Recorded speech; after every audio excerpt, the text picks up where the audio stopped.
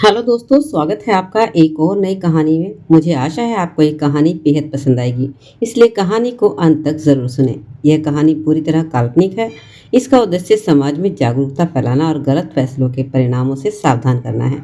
किसी भी वास्तविक व्यक्ति या घटना से समानता मात्र संयोग है। यह कहानी बच्चों या नाबालिग दर्शकों के लिए उपयुक्त नहीं है। मेरे अपने घर वालों ने मेरे साथ धोखा किया। सिर्फ पैसे के लिए मेरी शादी अंधी लड़की से करवा दी। एक ऐसा इंसान जो अपनी मर्जी से दुनिया भी नहीं देख सकता, कहीं पर अकेला जा नहीं सकता, ऐसे मेरा हमसफ़र बना दिया था। लेकिन मेरे माँ बाप को कोई परवाह नहीं थी। उन्हें तो फ़ायदा हो गया था, उन्हें पैसे मिल गए थे। मगर मैं कहाँ जाती? मुझे तो कोई रास्ता नज़र ही नहीं आ रहा था। मैं शादी होकर उनके घर आ चुकी थी। मैं कमरे में बैठी थी, तभी दरवाजे के पास खटखटाने की आवाज़ सुनाई दी थी। दरवाजे से अंदर मेरा पति आता दिखाई दिया। उसके साथ वह मेल नर्स भी मौजूद था, जो हर वक्त उसके साथ रहता था। वह तो उसे कमरे में बिठाकर वापस चला गया और जाते जाते मुझे कहने लगा कि अगर किसी भी चीज़ की ज़रूरत हो और कोई भी प्रॉब्लम हो तो मुझे आवाज़ देकर बुला लीजिएगा। मैं पास वाले कमरे में हूँ। मैं आंसू पीती सर हिला दी। मेरा अंधा पति मुझे टटोल कर सुनने की कोशिश करने लगा। गुस्से से मेरा मुंह लाल हो गया था। मैंने उसका हाथ पीछे झटक दिया तो उसके चेहरे पर हैरत के अंदाज भरे थे। शायद वह इस तरह के रवैये के लिए तैयार ही नहीं था। वह तो समझ रहा था कि मैं गरीब घर से आई हूँ तो मुझे पैसों का लालच होगा और वह पैसे की लालच में उसकी हर बात मानेगी और वह उसे कैसे दुत्कार सकती है। मैं एक पल भी उसे अपने पास बर्दाश्त नहीं कर पा रही थी। वह मुझसे छोटी छोटी बातें करता रहा, मेरी पसंद नापसंद के बारे में पूछता रहा, मगर मैं कुछ भी सुन नहीं पा रही थी। मेरा दिमाग यही ताने बाने बुन रहा था कि मैं इस शख्स से कैसे जान छुड़ाऊं। बार बार मेरी निगाहों के सामने राजेश का चेहरा आ रहा था। तब मेरे दिमाग में एक आइडिया आया और मैं उसे जल्दी से कहने लगी कि मैं अभी कपड़े बदल कर आती हूँ।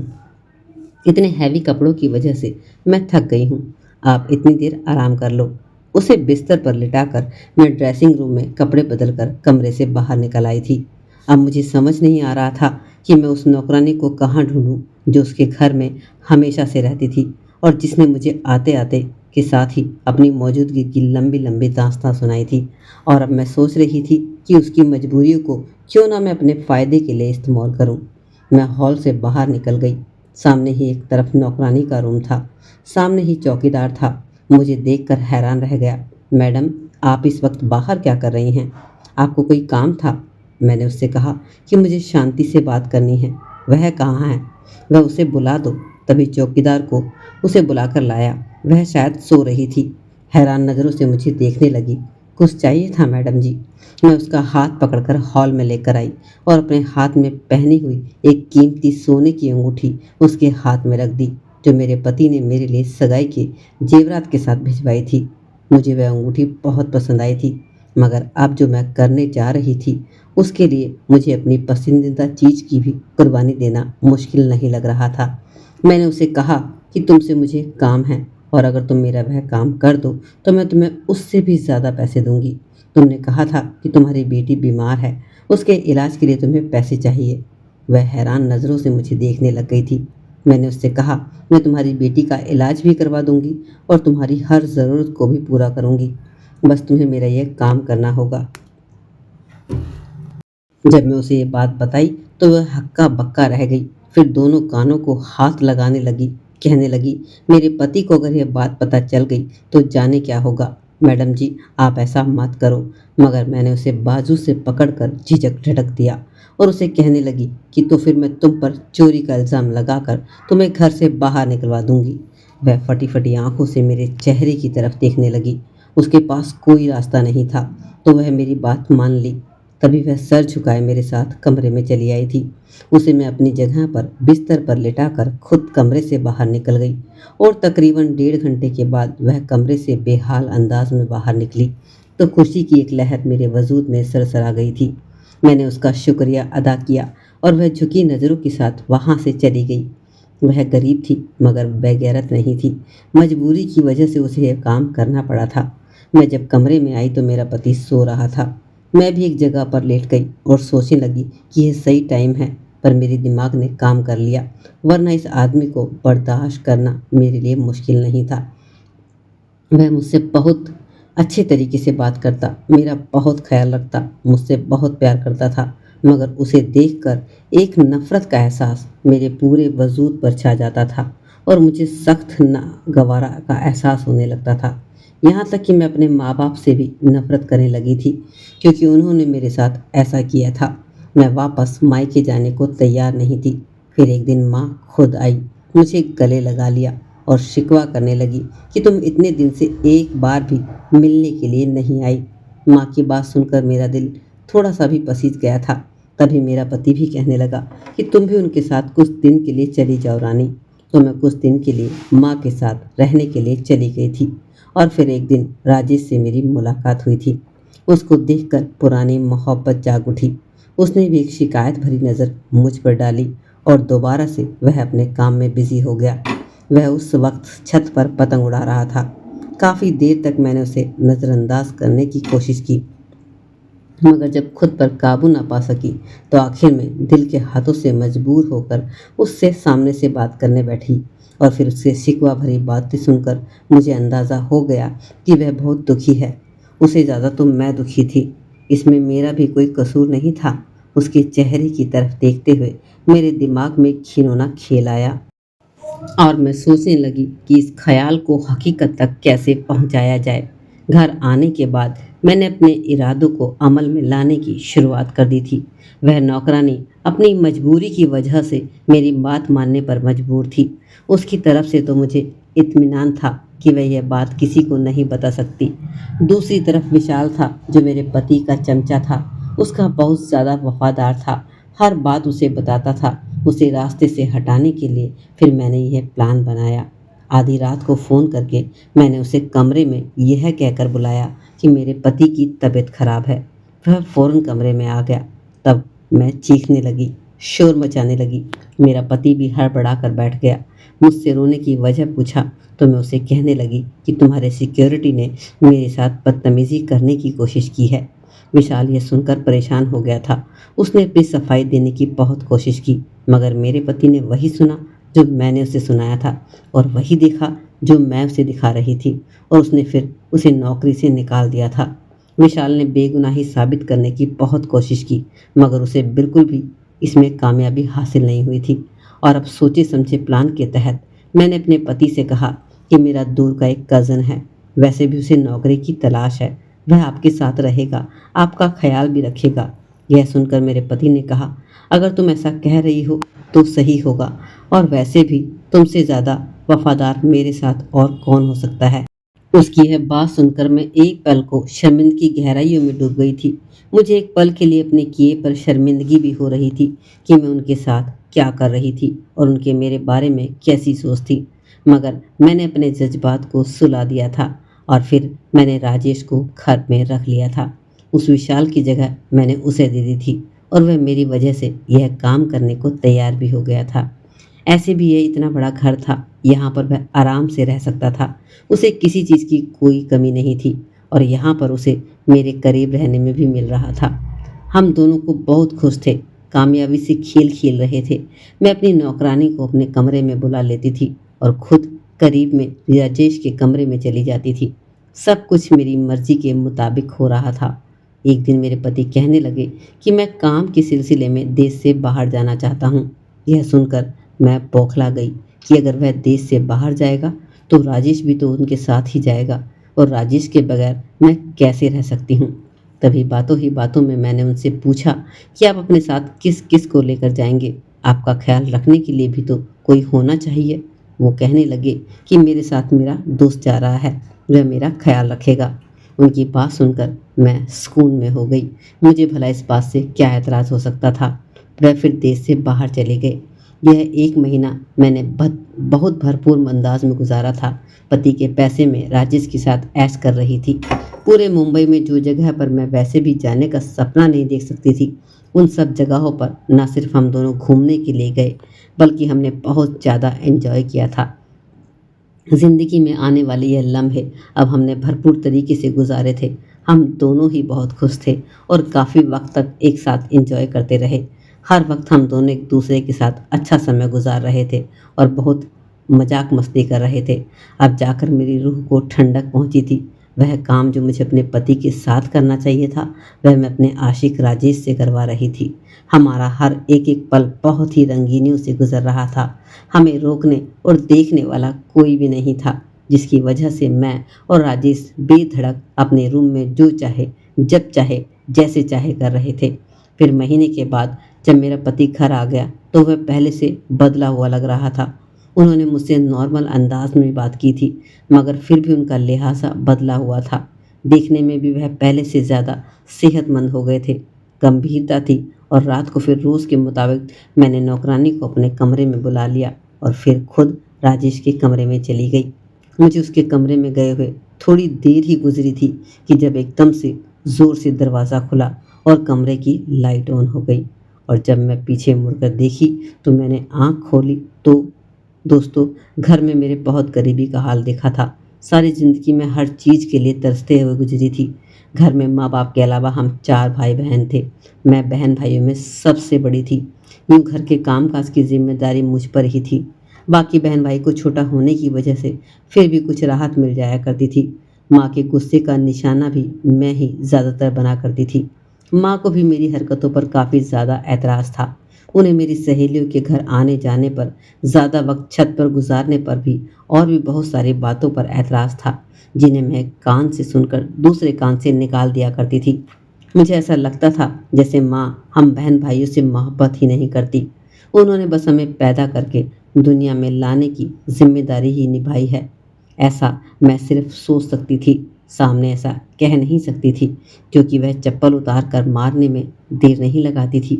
कमाने वाले सिर्फ पापा ही थे। दोनों भाई बहुत छोटे थे। ऐसे में घर में ज़्यादातर दाल सब्जी ही बनती थी। कभी कभी तो घर में खाने की नौबत भी आ जाती थी। हमें अच्छा खाना शायद महीने बाद भारी नसीब से होता था। राजेश मेरी ज़िंदगी में बहार की तरह आया था। वह लोग कुछ टाइम पहले ही इस मोहल्ले में आकर बसे थे। वह घर उन्होंने किराए पर लिया था और वह हमसे भी ज़्यादा गए गुजरे थे। हमें एक फ़ायदा यह था कि कच्चा पक्का ही सही, मगर हम एक अपने मकान में रहते थे। मगर वह लोग तो बेचारे अपने घर से भी लाचार थे। राजेश की कोई भी नौकरी नहीं थी। वह सारा दिन दोस्तों के साथ यहाँ वहाँ घूमता फिरता रहता था। हम दोनों ही एक दूसरे को पसंद करते थे और शादी भी करना चाहते थे। जब उन्होंने मेरे लिए रिश्ता भिजवाया तो माँ बाप ने उसी वक्त कैंसिल कर दिया कि लड़के का चाल चलन ठीक नहीं है और ना ही वह कोई जॉब करता है। ऐसे निकट्ठू इंसान के साथ शादी करने का क्या फ़ायदा, जो बेटी हर दूसरे तीसरे दिन रो के मायके की दहलीज पर आती रहे। माँ की बात भी एक हद तक तो सही थी, मगर मैं फिर भी अपने फैसले पर पीछे हटने को तैयार नहीं थी। इन्हीं दिनों में मम्मी पापा के साथ ना जाने जाने धीरे धीरे क्या बातें करते रहे। मुझे ऐसा लग रहा था जैसे वह लोग मेरे बारे में कोई खिचड़ी पका रहे हों, मगर मैं यह भी जानती थी कि मेरी मर्जी के बगैर वह कुछ भी नहीं कर सकते थे, क्योंकि वह जानते थे कि मैं काफ़ी ज़्यादा ज़िद्दी लड़की हूँ। तभी एक दिन माँ ने मुझे कहा कि पापा ने मेरा रिश्ता अपने बॉस के साथ तय कर दिया है। यह बात सुनकर मैं हक्का बक्का रह गई थी। ऐसा भला कैसे हो सकता था? आप लोग मेरी मर्जी के जाने बगैर मेरा रिश्ता कैसे तय कर सकते हैं, जबकि आप जानते भी हैं कि मैं किससे शादी करना चाहती हूँ। माँ ने मेरी बात सुनकर सर पीट लिया और कहने लगी, वो निकट्ठू जो 1 रुपया भी नहीं कमा सकता, वह तुम्हें कहाँ से खिलाएगा? वह तुम्हारी ज़रूरतों को कैसे पूरा करेगा? माँ की बात सुनकर मैं चुप हो गई थी। अब तो पापा भी इस रिश्ते की हामी भर चुके थे। माँ के मुकाबले मैं पापा से बहुत डरती थी और उनके सामने तो मैं ऐसी बातें करने के बारे में सोच भी नहीं सकती थी। पापा को हार्ट अटैक का प्रॉब्लम था। उन्हें पिछले कई सालों से बीपी की बीमारी भी थी और अब जब उन्होंने मेरा रिश्ता तय कर दिया तो उनके बॉस ने बहुत से पैसों से मदद की थी, जिसके बारे में मुझे बाद में अंदाज़ा हुआ। और फिर जब शादी से पहले ही मेरे लिए कीमती जेवरात और ढेर सारे कपड़े आए तो यह देखकर कुछ पल के लिए मैं भी थोड़ा सा बहक गई थी और फिर शादी की तैयारी करने लगी थी। मगर जब मुझे माँ ने डरते डरते शादी वाले दिन यह बात बताई कि मेरा होने वाला पति अंधा है, उसे नज़र नहीं आता, तो यह सुनकर मैंने एक झटके से सर उठाया। माँ, आप लोगों ने मेरी ज़िंदगी बर्बाद कर दी। आखिर आप लोगों ने क्या सोचकर उस आदमी से मेरी शादी की है? मेरी हालत देखकर माँ घबरा गई और कहने लगी, अरे तो क्या हुआ, लड़का बहुत ही अमीर है, पैसे में खेलेगी तू। और तुम्हारे पापा कह रहे थे कि उसका इलाज भी मुमकिन है। कुछ वक्त पहले ही एक्सीडेंट से उसकी नज़रें चली गई हैं और यह भी हो सकता है कि वह ऑपरेशन करवा ले तो उसकी नज़र वापस भी आ जाए। तुम फिक्र क्यों करती हो? माँ की बात सुनकर मैं चुप हो गई थी, मगर मेरे दिल में उस आदमी के लिए बेइंतहा नफरत पैदा हो गई थी। इसी नफरत ने मुझे बगावत करने पर उतार दिया था। मैं नफरत की आग में गुनाह की तरफ चल गई थी, जिसने अपने पैसों के बलबूते पर लाचार होने के बावजूद भी मुझे खरीद लिया था, मुझे मेरी मोहब्बत से दूर कर दिया था। मैं दिल में बेहताशा नफरत और गुस्सा लेकर उसके घर में आई थी। उसे अपने रूबरू देखकर भी मेरे दिल से उसके लिए यही नफरत कम नहीं हुई थी, बल्कि मैं तो उसकी कमजोरी का फायदा उठाने का सोच रही थी। और आखिरकार मैं अपने मकसद में कामयाब भी हो गई थी। बल्कि एक तरफ से तो मैं इस घर में खुश ही थी, एक तो मुझे उसकी मौजूदगी भी बर्दाश्त नहीं करनी पड़ती थी, और दूसरा मेरे महबूब भी हर वक्त मेरे पास रहता था और मैं पैसों में भी खेल रही थी। हर ऐशो आराम मुझे हासिल था।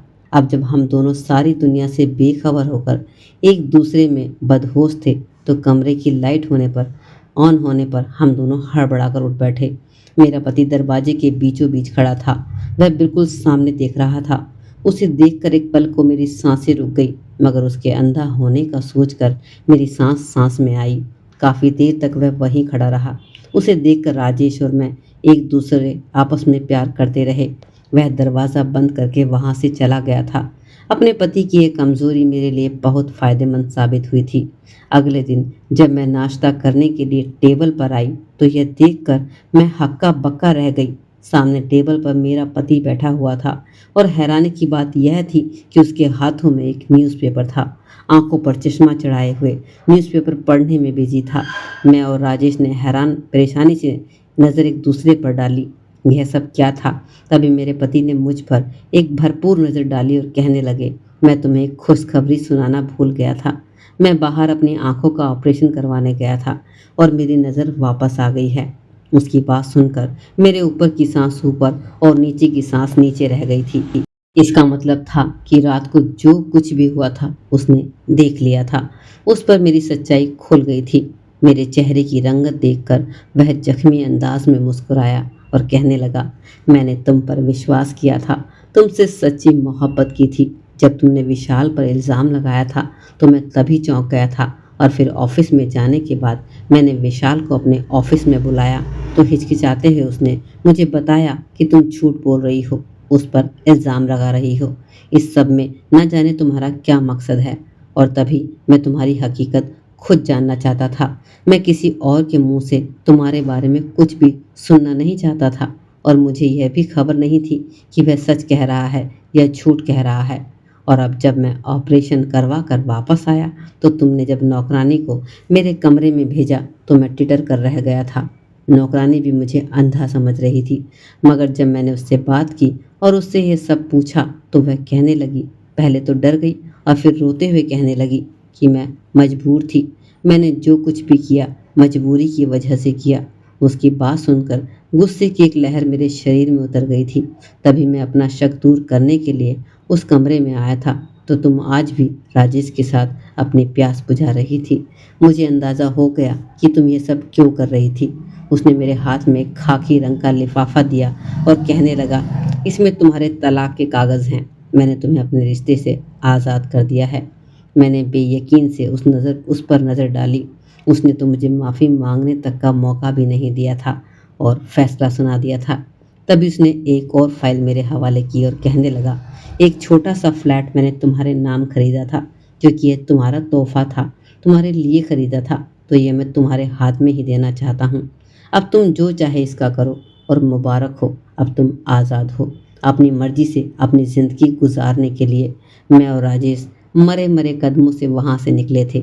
यह भी एक गनीमत था कि उसने मेरे नाम यह फ्लैट कर दिया था और मेरे बैंक में भी अच्छे खासे पैसे मौजूद थे। वापस आते हुए मैं अपने कपड़े और तमाम ज़ेवरात भी उठा कर ले आई थी, जो कि काफ़ी टाइम तक हम दोनों की ज़रूरत पूरी करने के लिए काफ़ी था।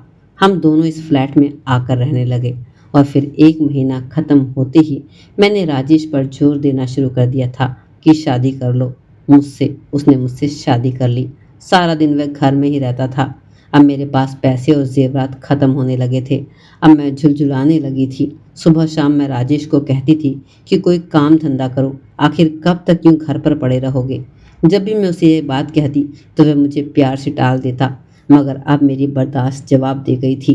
अब मैं उसे गुस्से से बात करते कहती थी। इस वजह से उसने मुझ पर हाथ उठाना भी शुरू कर दिया था। मैं जब भी उसे कमाने की बात करती तो वह मुझ पर गुस्सा करने लगता। वह तो निकट्ठू इंसान था, उसे तो काम करने की आदत ही नहीं थी। माँ की बात बिल्कुल सही थी। वह सिर्फ आवारागर्दी कर सकता था और अच्छी अच्छी बातें कर सकता था। इसके अलावा उसमें और कोई गुण नहीं था। मगर अफसोस कि मैं इन्हीं खूबियों की वजह से उस पर मरती थी और अपना हंसता बसता घर उजाड़ बैठी थी। माँ बाप मुझसे नाराज़ थे। वे मेरी शक्ल देखने तक को भी राज़ी नहीं थे और यहाँ पर मैं हर वक्त जलते कटते दिन गुजार रही थी। एजुकेशन भी मेरी 12वीं तक ही थी। मुझे किसी अच्छी जगह पर नौकरी भी नहीं मिल सकती थी। तभी मैंने एक फैक्ट्री में काम करना शुरू कर दिया था। सुबह से शाम तक मैं फैक्ट्री में काम कर रही थी और जब मैं घर पर आती तो मेरा पति अपने बिस्तर पर लेटा हुआ टीवी देखने में बिजी होता था। उसे देखकर गुस्से की लहर मेरे वजूद में दौड़ जाती थी और फिर सारे दिन की थकी हारी मैं घर के काम करने में बिजी हो जाती।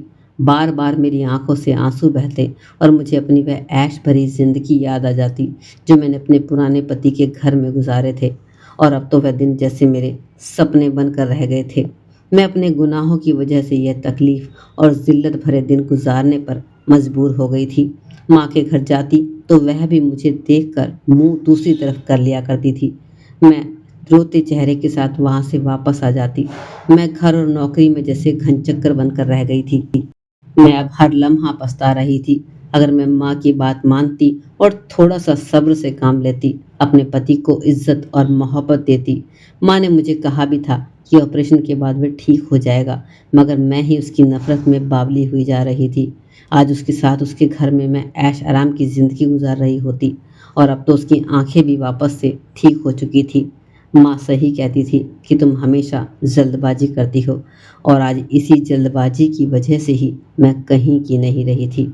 अब मुझे राजेश के साथ ही हर हाल में गुजारा करना था, क्योंकि यह मेरा अपना ही किया धरा था और राजेश को पता था कि मेरे पास वापसी के सारे दरवाजे बंद हो चुके हैं और मैं उसे छोड़कर कहीं नहीं जाऊंगी। इसलिए इस फ्लैट में वह आराम से रहता था और मैं सारा दिन काम कच कच के घर का चूल्हा जला रही थी। मुझ जैसी औरत के साथ ऐसा ही दर्दनाक अंजाम होता है।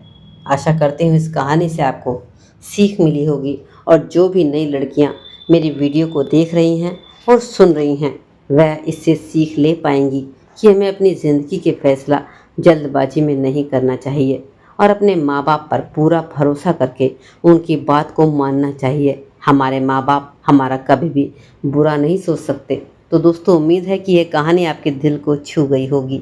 अगर आपको एक कहानी अच्छी लगी है तो प्लीज़ इस चैनल को लाइक और सब्सक्राइब ज़रूर कर लें। लाल कलर का बटन दबा दें ताकि आपको इस तरह की कहानियाँ मिलती रहें। तो प्लीज़ जल्दी से सब्सक्राइब के बटन को दबा दें।